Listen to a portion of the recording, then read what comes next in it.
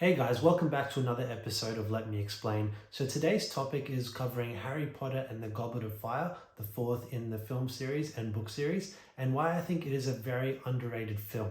If you've watched my Harry Potter rankings video, you would know that it is my favorite of the films. Now, I know it is not the best, but it's just kind of almost a guilty pleasure of mine that I regard it as my personal favorite due to some of the scenes and the overall story of the film. And I think also because of the fact that it's also my favorite book in the film series, and I feel like the film is supplemented by my knowledge of the book, and so therefore I kind of fill in the gaps in my head, and then it ends up being my favorite in the film series.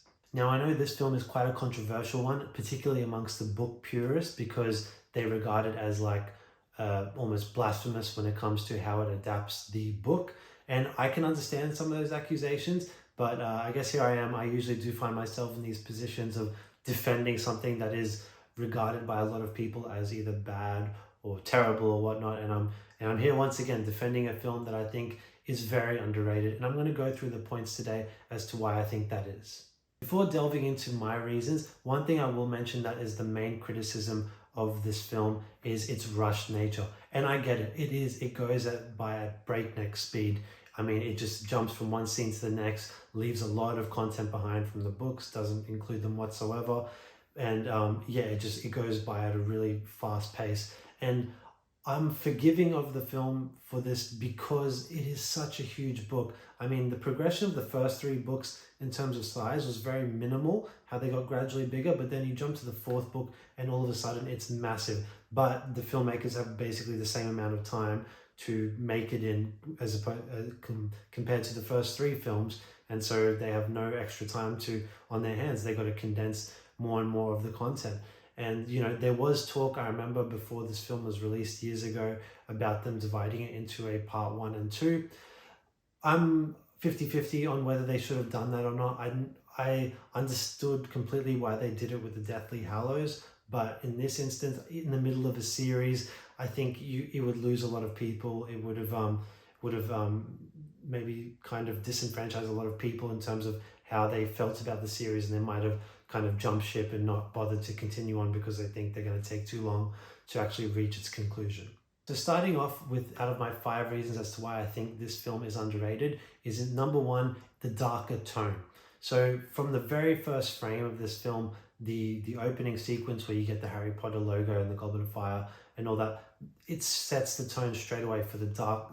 The image is very dark. It's following a snake. It's in a graveyard. It's misty. It's dark. Everything like that. The whole tone straight away. You know exactly what you're in for. It's not like anything like the first 3 films, which had a much lighter tone.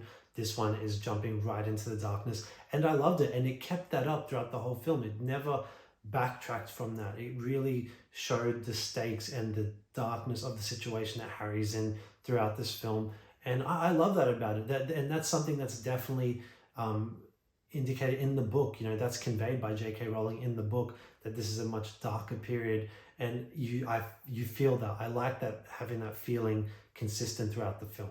The second key reason is Harry and Ron's relationship. So it's the big one in the book and the film, where this is the first time that Harry and Ron butt heads, and essentially, you know, their friendship breaks down for a big portion, particularly of the book. It is a portion of the film, but not as anywhere near as long as in the book. But yeah, basically Ron is kind of at his wit's end that Harry once again has had this opportunity thrust upon him, even though it's a terrible one, and that's gonna, you know, it's gonna jeopardize his life. But still, Ron can't help but feel that once again Harry's getting the spotlight on him, and this was just like one too far. Like, it was just the final straw in his eyes. And so yeah, you get that confrontation in the common room where Ron confronts him about it, thinking that Harry put his name into the Goblet of Fire when he didn't.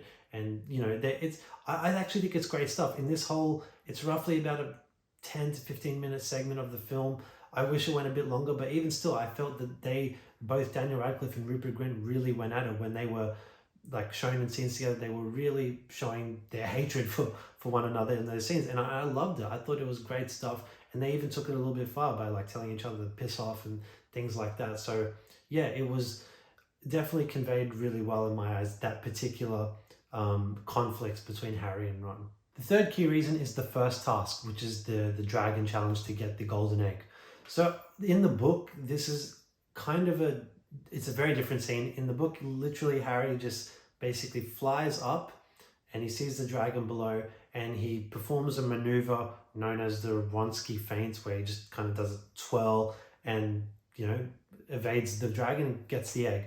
That's it. It's great in the book. I love the book and it's a great scene. But to me, the film actually built on it. It actually turned it into a cool action set piece, you know, where they're flying around Hogwarts and whatnot, and he's, you know, the dragon's right on his tail and all these sorts of things. To me, it's a great scene. It didn't take away from the book. It just added to that scene, and even the build up to that scene, you feel the tension in the tent when Harry's waiting to come out to do this challenge. You know, he's fearing for his life. He feels his life is on the line right now, and I think it's great stuff. It's just from start to finish, that whole first task to me is great. It's suspenseful, it's action packed, and it's rewarding at the end of it, because up until this point there hadn't been any wins for Harry or the good guys in this film, and so finally for Harry to capture the egg, it's like, okay, we can breathe a sigh of relief for now, at least until his next task. Fourth key reason is the Yule Ball. So this whole, and I'm not just talking about the ball itself, but the whole lead up to it,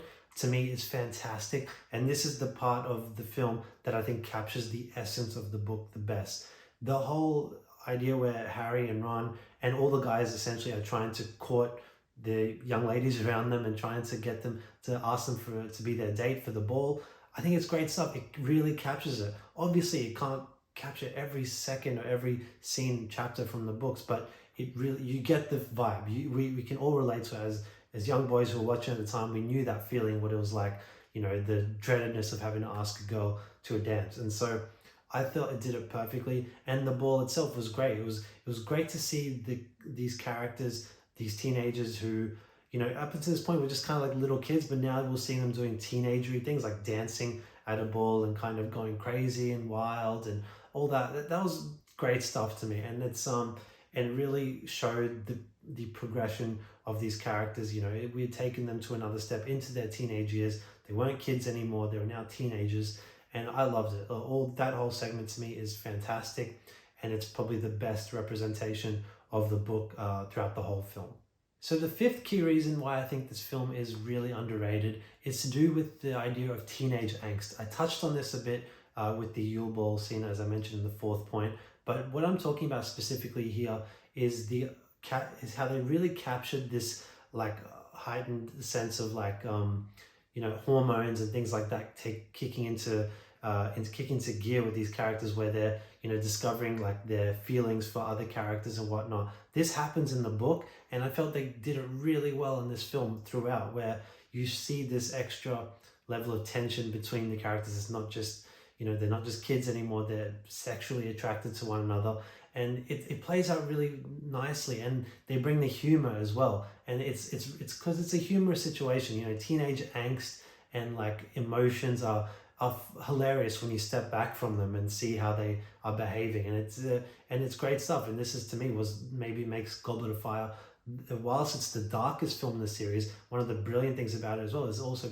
potentially the funniest film in the series, with a lot of the humor that's brought, particularly with Fred and George and Ron and everyone like that. Even Harry gets in on the laughs as well. It's just great stuff all around. And they really captured the like British humor, British teenage humor in this film, and it works so well. And because I don't think it's quite that funny in the book. Like, there are some funny moments in the book, but this film actually took it to another level in terms of incorporating humor into the lives of these teenagers at Hogwarts. And so I love that aspect of it, and to me that's the overall theme of the film that works so well. And yeah, I think it just makes for great entertainment throughout the whole film. So those are the 5 key reasons as to why I think this film is great and why I love it. But there's so many other things I could touch on. I mean, Ralph Fiennes, for example, as Voldemort, he's perfect. Whilst we could say that scene with him at the end is very rushed compared to the book, I still think he makes an impact. He makes a statement with the way he enters and the way his gravitas and the way he carries his performance. It's fantastic. He's perfectly cast as Voldemort. You could also talk about even the third task. It's my least favorite of the tasks in the film, and especially compared to the book where there's so much detail and so many like creatures and interactions that Harry has in the maze, whereas in this one they kind of drowned all that out and just made it this very claustrophobic kind of setting where, you know, they're just trying to get through the maze, and it's more like the maze is playing mind games on the contestants rather than actual like creatures and things that they're meant to encounter. They took all that away and just kind of stripped it bare and just kept it this like kind of claustrophobic sort of horror setting, which I didn't mind. But yeah, it's not as good as the book, that's for sure.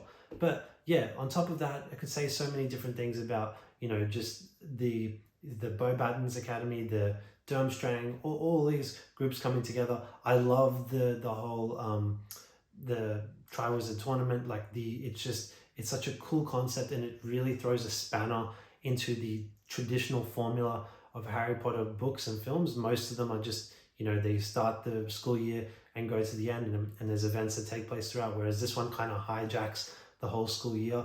You know, obviously that's not special to this film, it's what the book is too, but I guess that's what gives me this extra love for the content of this film.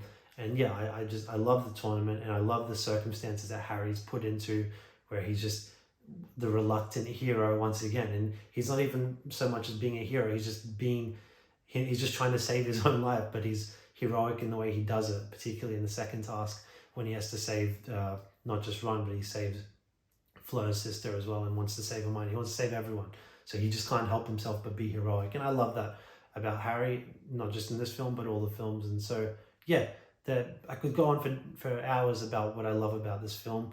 But yeah, at the end of the day, I hope I've convinced you at least a little bit that this film is underrated. Maybe give it another chance. If you haven't seen it in a while, you might be pleasantly surprised. And kind of, yeah, if you're a fan of the books, I know it's hard to detach from them, but just give it a chance and just use it. Think of it as like a supplement to the books, and I think it'll improve a lot in your mind. Anyways, guys, thanks for watching this video. I really appreciate it. If you enjoyed it, please hit the like button. And if you're enjoying my content, please subscribe to my channel. I'd really appreciate it. And yeah, thanks for watching, guys, and we'll see you next time. Bye.